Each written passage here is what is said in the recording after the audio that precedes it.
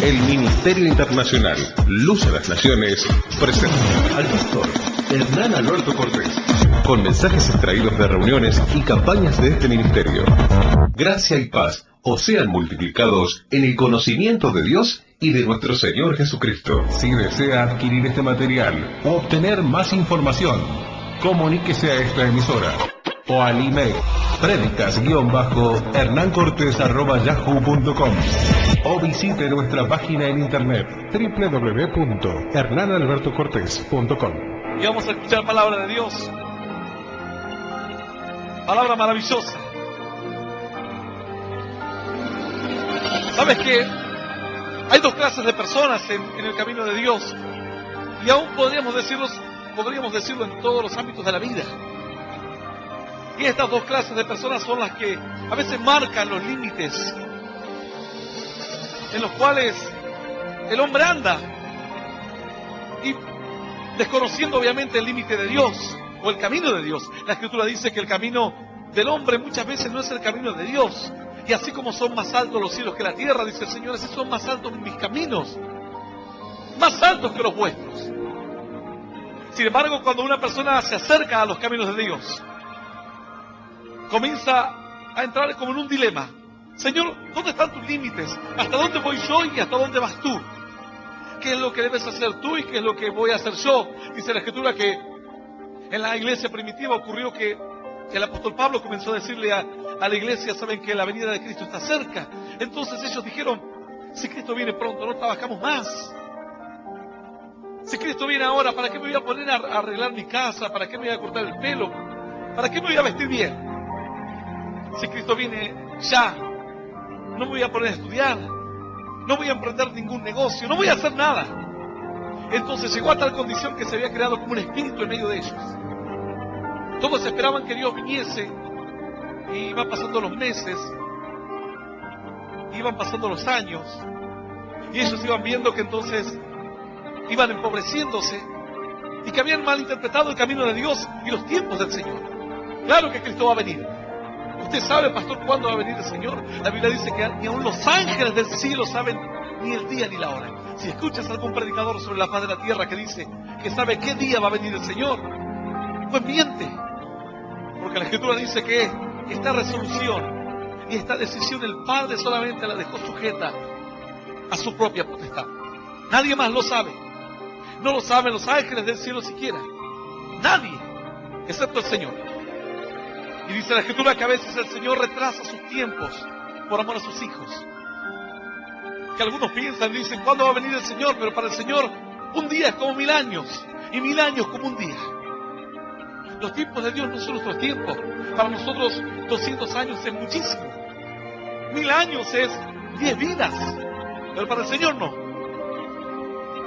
De hecho, el hombre vivía muchos más años antes que ahora. Los tiempos del hombre se han acortado así. Todo hay hombres que no se cansan de hacer la maldad. No se cansan de andar en sus tropiezos y de dañar a cuantas personas se le cruzan el camino durante toda su vida. La Escritura dice que los patriarcas vivían, o los primeros hombres, mejor dicho, vivían 500 años, 800 años. La Escritura dice entonces que los días del Señor, en los tiempos en que el Señor venga, serán tiempos en que nadie se lo espera.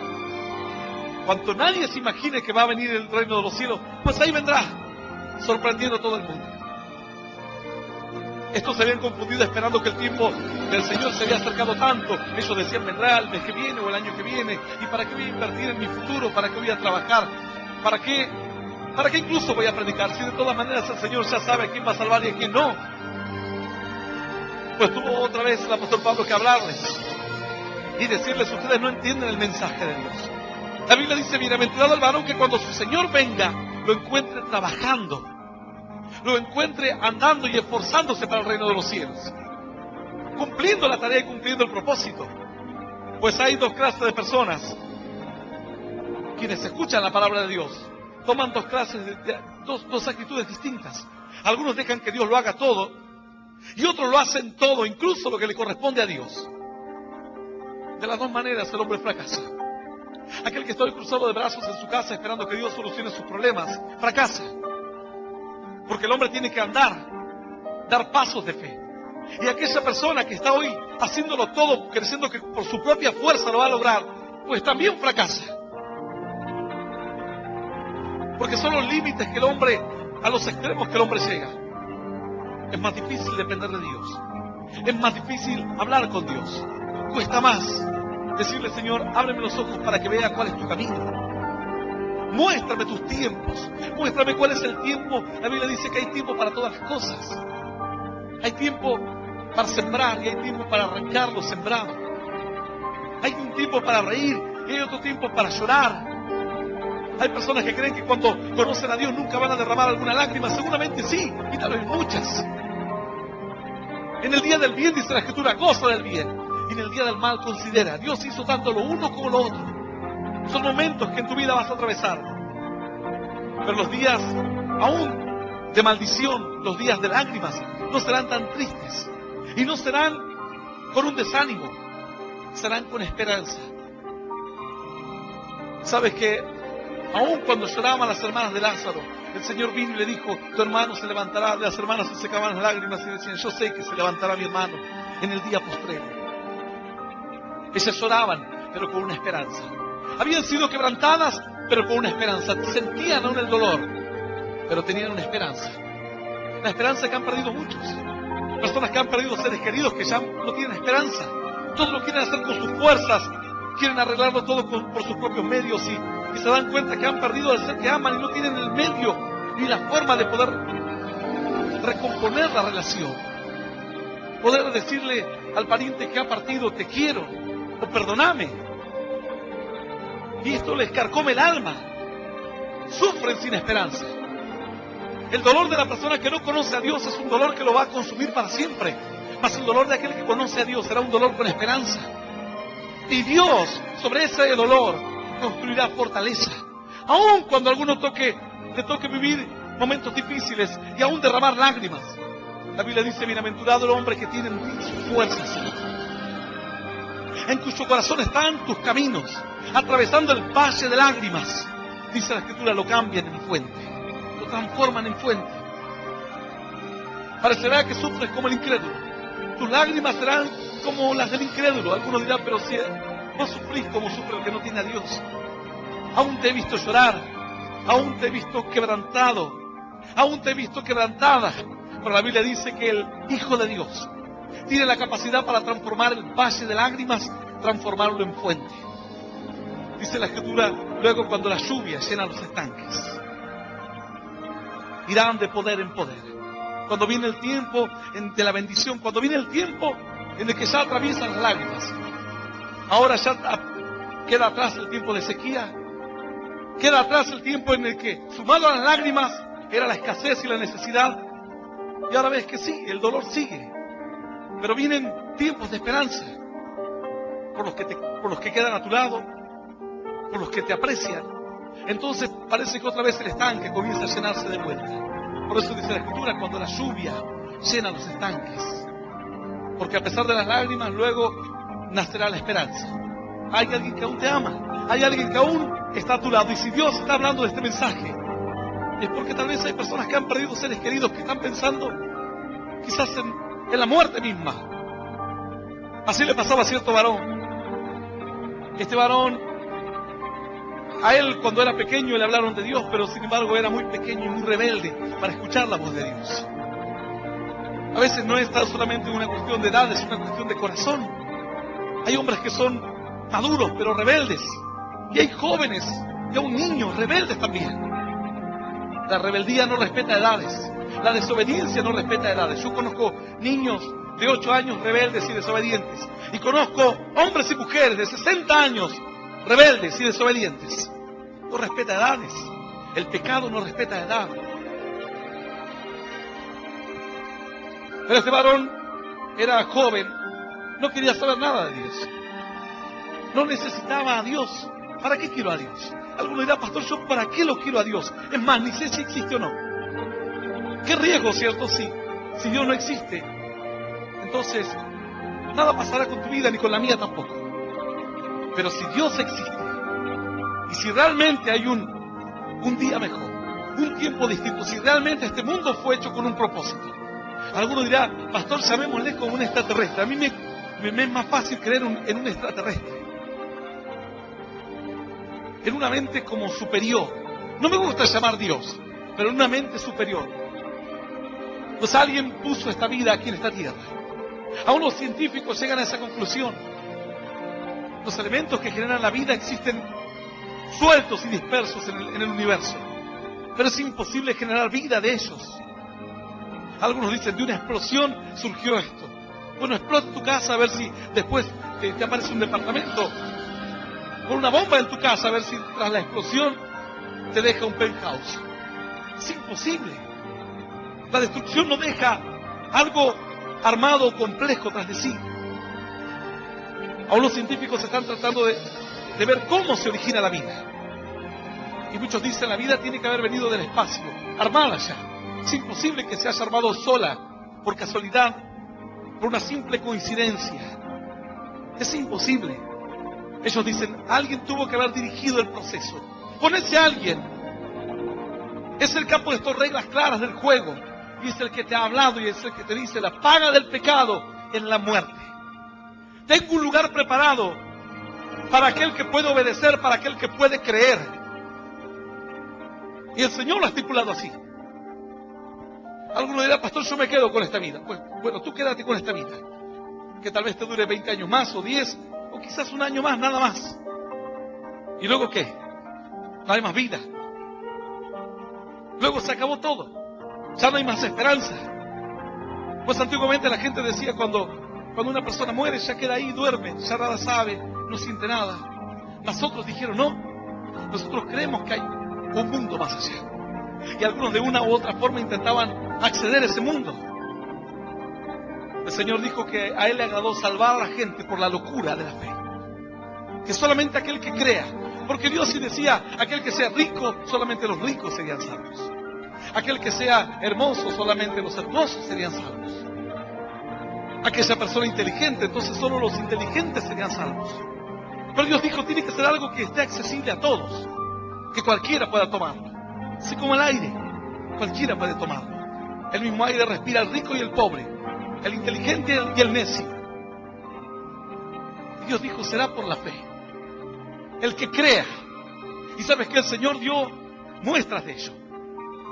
Le dijo a Moisés, hazte una serpiente de bronce, y aquel que cuando tenga una picadura mire la serpiente, si él cree, será salvo, será sanado, será salvo. Porque el veneno significaba muerte. Pues de esta manera el Señor eligió salvarte por medio de la fe. A algunos les gusta llamarme una mente superior, sin embargo nosotros sabemos que es un Dios, el alfa y el omega, el principio y el fin, el primero y el último. Y hay personas que dicen, yo no necesito a Dios. Dice el necio en su corazón, no hay Dios. No hay Dios. Ahora, vos le decís, pero supongamos que en los bosques viven enanos verdes, duendes. Ah, sí, mi tía me dijo que una vez un primo le contó que un conocido que vivía al lado de ella tenía un amigo y vio un duende. Y en eso sí crees. No quieres creer en Dios, pero vas a ir a un curandero para que te curen el empacho, para que te den una tira roja contra la envidia. Hombre grande, inteligente, piensa que un trapo rojo le va a evitar de algo. Y yo he visto, ¿sabes cuántos autos he visto volcados o hechos pedazos colgando con una cinta roja? Lo que no lo hizo la envidia, lo hizo un accidente de tránsito.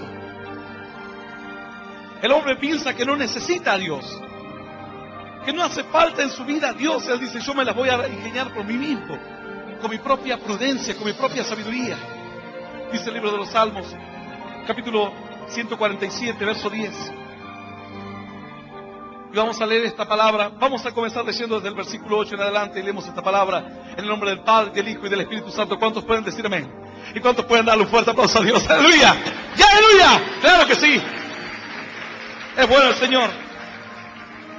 Dice la Escritura, Él es quien cubre de nubes los cielos, el que prepara la lluvia para la tierra, el que hace a los montes producir hierba. Él da a la bestia su mantenimiento y a los hijos de los cuervos que claman.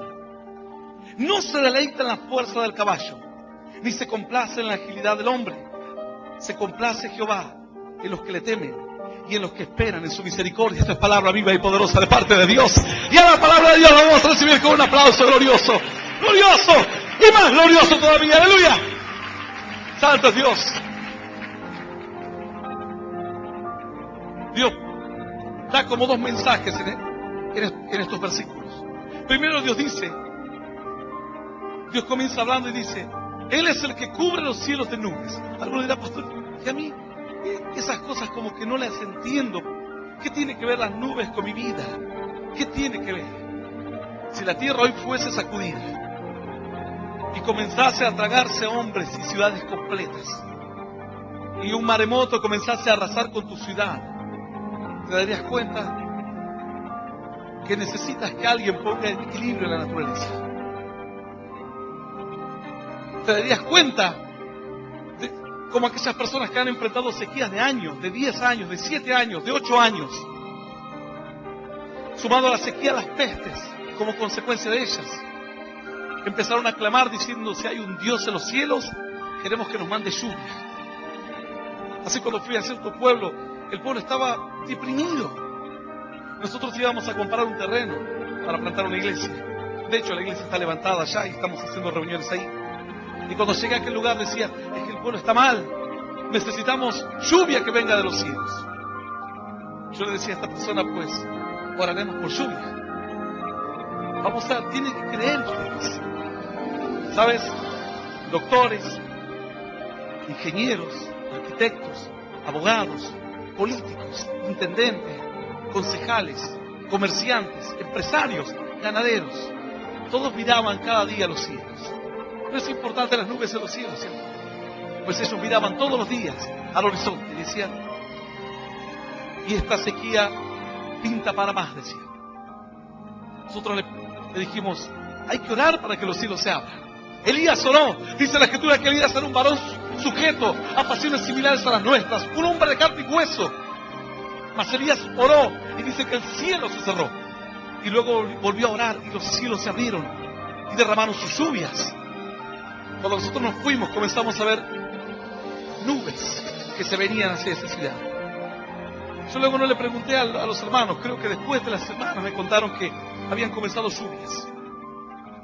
Pero yo iba viajando por la ruta y miraba al espejo y veía que nubes se acercaban. Yo le decía: mirá, hay nubes. ¿Y hace cuánto que esta gente no ve nubes siquiera? Pues yo me fui con una esperanza. No sé de ellos. El que no tiene a Dios no tiene esperanza. Dios comienza hablando este mensaje diciendo: Él es quien cubre de nubes los cielos. No puede, para algunos no significará nada, pero para aquella persona que depende del campo, sí. Para aquel que dice: ¿por qué aumentó el pan? Porque hay sequías, porque no hay buenas cosechas. Y no hay buenas cosechas porque no hay buenas nubes en los cielos. Y volvemos exactamente a lo mismo. Depende de que de los cielos venga la bendición. Cuando Dios habla solamente de las nubes, Dios no puede hacer una lista de todo lo que Él hace por esta tierra. Esta tierra está en un lugar, en todo el universo. Algunos dirán: pastor, a veces es un poco complejo lo que usted habla, pero es importante que lo entiendas. Dentro de los millones y millones y millones de galaxias que hay, y dentro de una galaxia hay millones y millones de estrellas, sería algo infinito poder entenderlo con la mente. Pero tan solamente en nuestra galaxia, si nuestro sistema planetario estuviese un poquito más cerca, no soportaría. Estaríamos muy cerca del centro de la galaxia. Si estuviésemos muy lejos, tampoco sería bueno para la vida del hombre. Y donde está el sistema solar es el lugar perfecto. Algunos dirán: pastor, eso no entiendo mucho. La Tierra, si la Tierra estuviese un poco más cerca del Sol, sería imposible la vida aquí en la Tierra. Algunos dirán: pastor, pero somos inteligentes. No hay inteligencia que valga, amigo. Si la Tierra estuviese cerca del Sol, sería imposible cualquier clase de vida aquí en la Tierra. Si estuviese un poco más lejos del Sol, tendríamos temperaturas que congelaría hasta el pensamiento. Estamos en el lugar donde tenemos que estar. Es un balance muy delicado que ocurrió solo en esta tierra, donde se originó la vida. Algunos dirán, pastores, que esa mente superior miró el planeta y dijo, acá van a poder vivir. Si los pongo un poco más lejos, se mueren. Si los pongo muy cerca, se queman. Esa inteligencia superior es Dios. Dios buscó el lugar y puso al hombre sobre la faz de la tierra. Y dijo, hagamos al hombre conforme a nuestra imagen y según nuestra semejanza. Para que el hombre sea dueño de toda la creación. Mas el hombre le dio la espalda a Dios. Y empezó a tratar de ingeniárselas por sus propios medios, por su propia fuerza. Él dijo, la tierra siempre va a dar su fruto. Y Dios le dijo, no, estás equivocado. Hay gente que dice, pastor, usted tiene una semilla y otra, y otra, y otra, y la tierra siempre produce. Estás equivocado. Aún la gente que trabaja en el campo tiene que dejar reposar la tierra, porque la tierra termina lavándose y termina perdiendo su fuerza.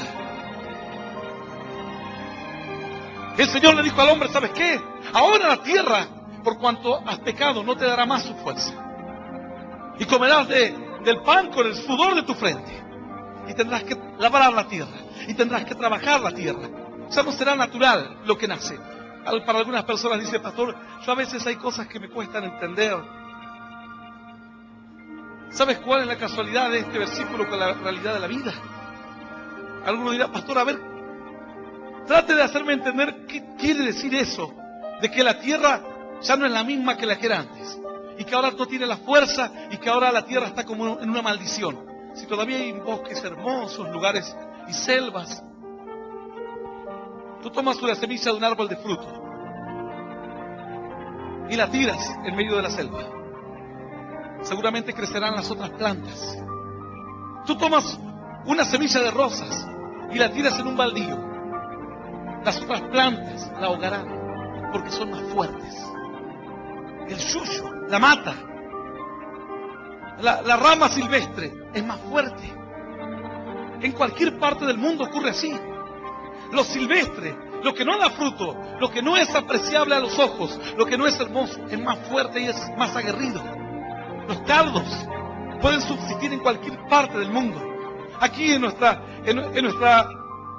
Patagonia hay plantas que soportan ráfagas de 200 kilómetros por hora, temperaturas de 30 grados bajo cero. Y vas año a año, nadie las riega, nadie las cuida, nadie las mira. Y ahí están. Y ahí están. ¿Y por qué la planta de fruto es tan delicada? ¿Por qué las plantas que dan flores hermosas son tan delicadas? Ese es un eco y un rastro de la maldición que cayó sobre la faz de la tierra. Lo malo crece fácil. Lo bueno hay que cuidarlo, hay que protegerlo, hay que sembrarlo, hay que cultivarlo. Sin embargo, antes no era así. Porque antes dice que Adán entraba al huerto y comía lo que él quería, podía comer. Dios le dijo, ¿sabes qué? Ahora la tierra está maldita. Cuando vengas a buscar naranjas, no vas a encontrar tantas como has encontrado antes. Cuando vengas a buscar plantas de frutos, te vas a dar cuenta que los yuyos y los que no dan frutos crecen más fuerte y lo van a ahogar. Las enredaderas van a empezar a tomar ese árbol que antes daba fruto.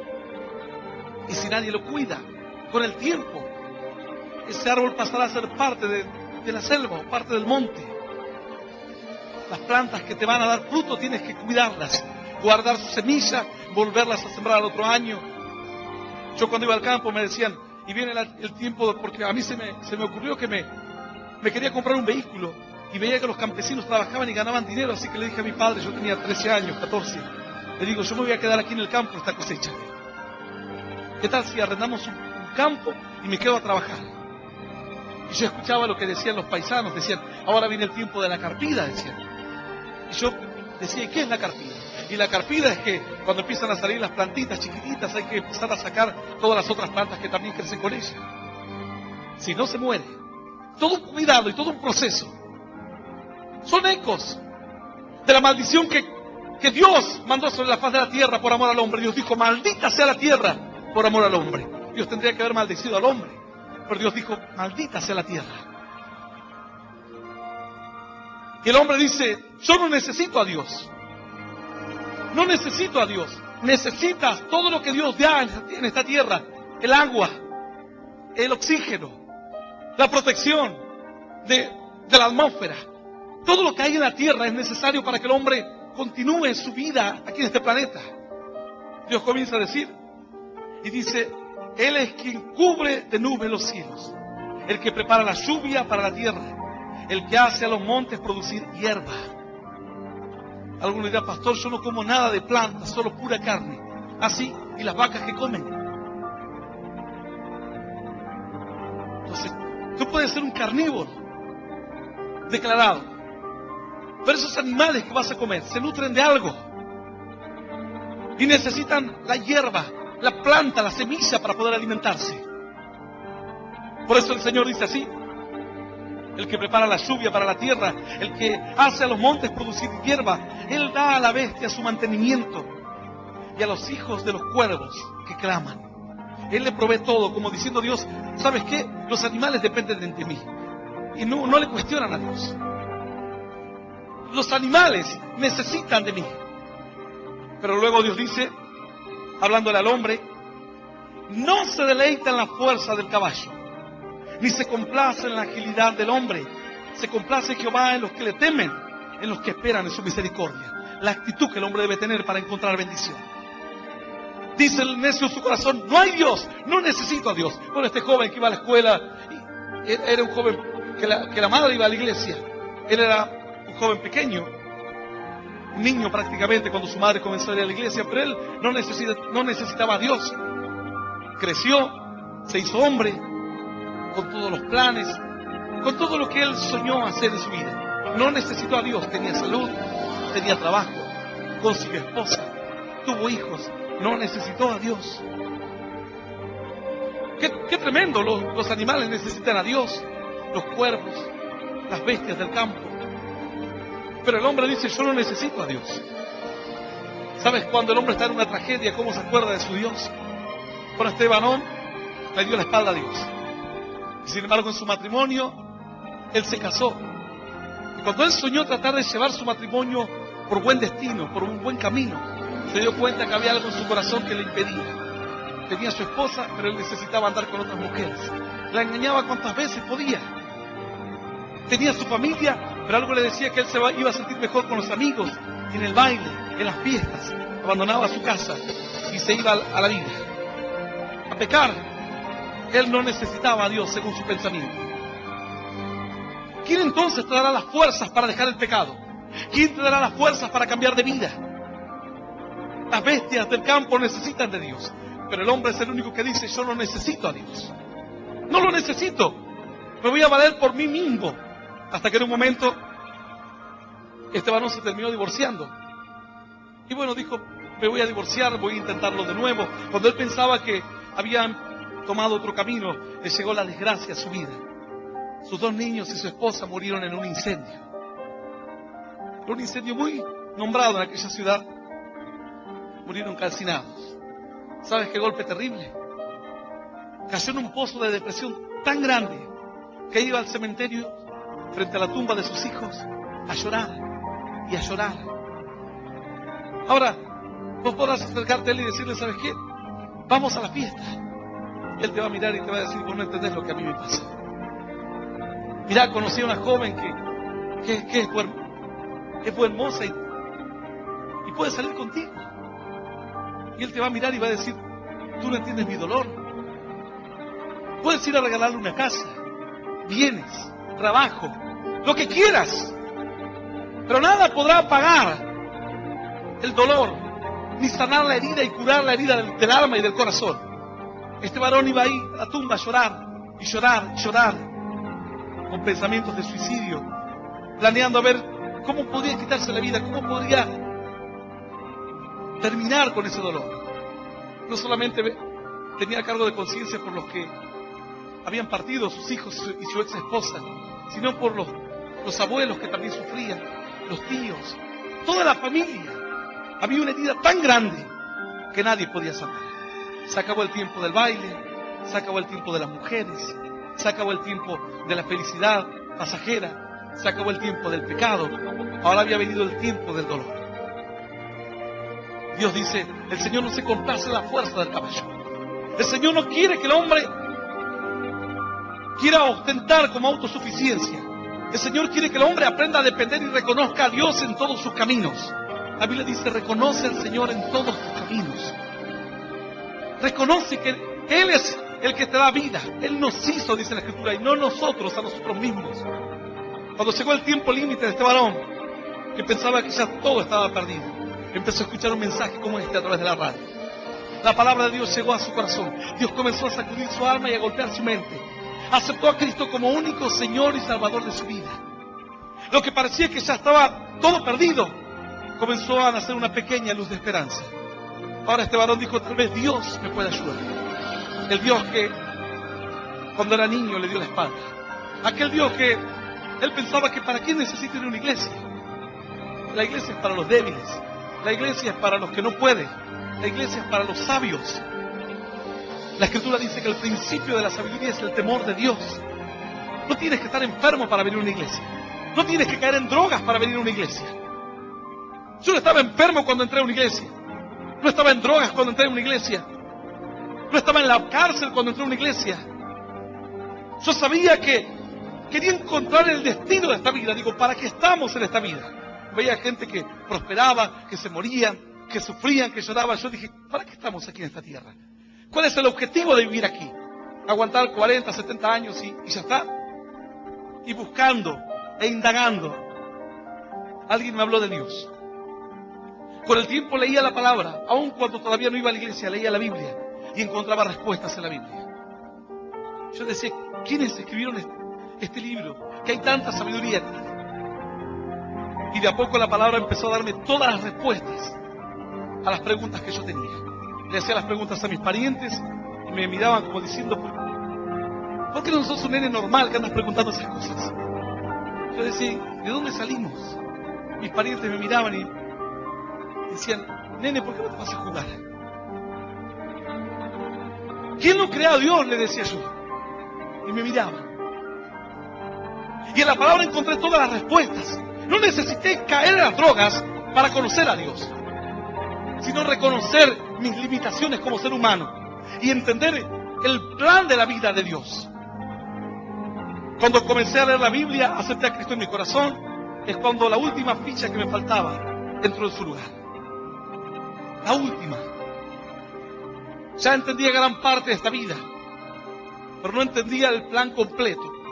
Cuando acepté a Cristo, la palabra me fue revelada, la última pieza de mi rompecabezas llegó a su lugar. No necesité caer en drogas, caer preso, andar en todo lo malo. Entendí que hay un Dios en los cielos. Hay personas que dicen, bueno, cuando esté mal voy a ir a la iglesia. Cuando estés mal, ¿cuál será el precio que tienes que pagar? 2 hijos, una familia, 2 familias, un cáncer, una leucemia. ¿Cuál será el precio que tienes que pagar? ¿No puede tu corazón meditar hoy en la palabra y decir, Señor, así como los animales dependen de ti, yo quiero depender de ti? Entender que tú me has creado. Este varón finalmente escuchó la palabra, aceptó a Cristo en su corazón, entró a una iglesia, su vida cambió, luego se volvió a casar y el otro día estaba parado aquí donde yo estoy parado, diciendo, Dios me ha cambiado la vida. Hoy puedo anunciarle a otros que hay un Dios en los cielos. ¡Aleluya! ¡Aleluya!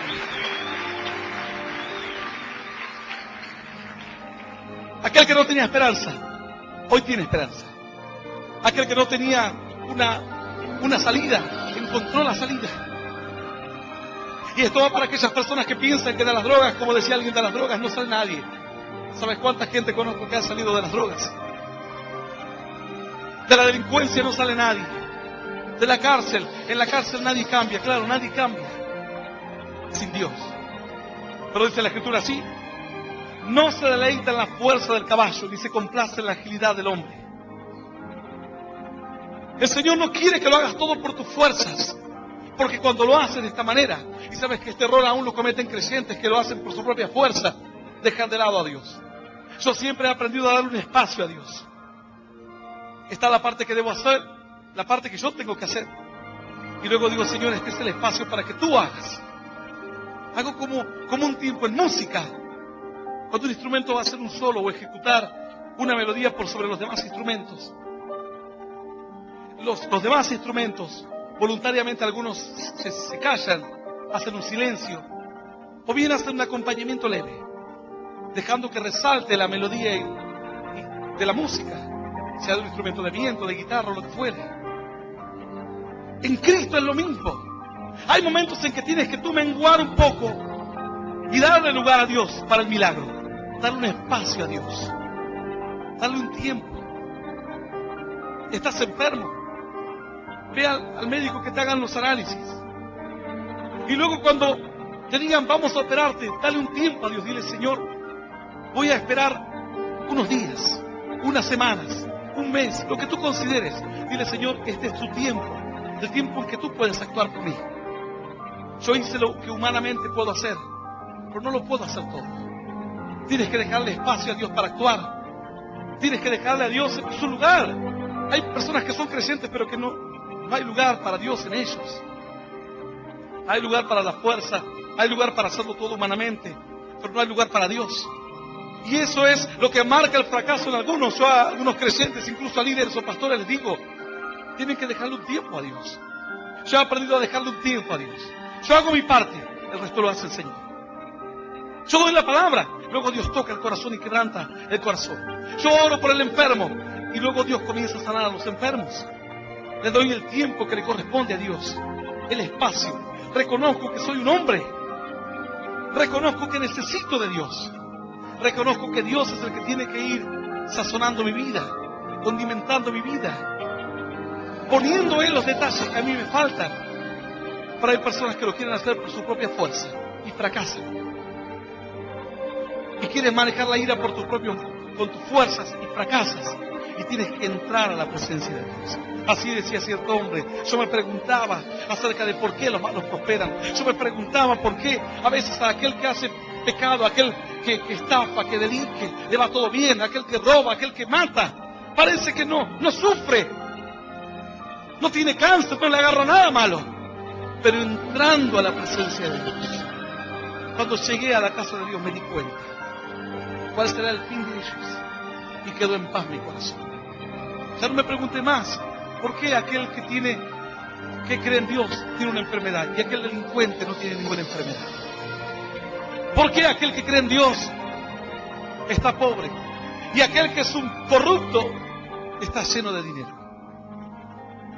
Déjalo a Dios que te explique, déjalo a Dios que te hable, deja a Dios que tenga un trato contigo. Si no, tu fe será una fe humana. El apóstol Pablo dijo, yo ruego a Dios que su sabiduría no sea solamente una sabiduría de hombres, sino sea una sabiduría con poder y potencia del cielo. Que sea una revelación de Dios también. Que su fe no solamente sea fe humana, sino que venga el milagro de Dios. Y el milagro no solamente es para aquel que tiene una enfermedad. El milagro es para aquel que lucha con lo humano, que no puede dejar de mirar la vida solamente en lo humano. Hay personas que dicen, pastor, me decía una hermana, porque usted es un rebelde, me dice. Yo la miro. Me dice, no, caprichoso, dice. Claro, porque la sancioné porque andaba chumbeando por toda la iglesia. Antes era el mejor pastor del mundo y ahora ya era un rebelde.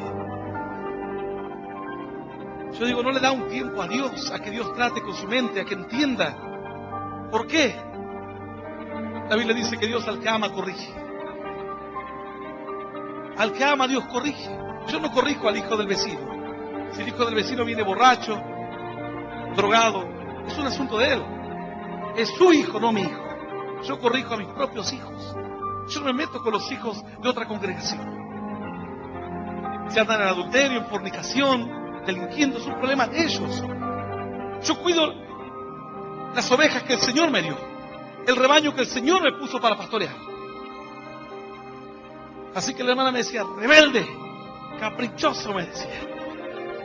Yo digo, bueno, tienes que darle espacio a que Dios actúe en tu mente. Hay momentos en que a todos nos viene tal vez la bronca. Quizás incluso nos sentimos que estamos sufriendo una injusticia. ¿Y por qué no orar a Dios y decir, Señor, es esto lo que tú me mandas a que sienta? ¿Es esta tu voluntad? Esta ira que tengo es tuya. ¿Cómo puedo vencerla? Estas frustraciones, estos celos que tengo. Había personas que estaban tan dominadas por los celos que yo una vez conocí a una mujer que de celos le rompía todo al marido. El marido caminaba por la calle y ella lo estaba pellizcando y lo estaba golpeando. Y que el marido fuese un actor de la televisión, si lo hubiese visto. Pero era tan celosa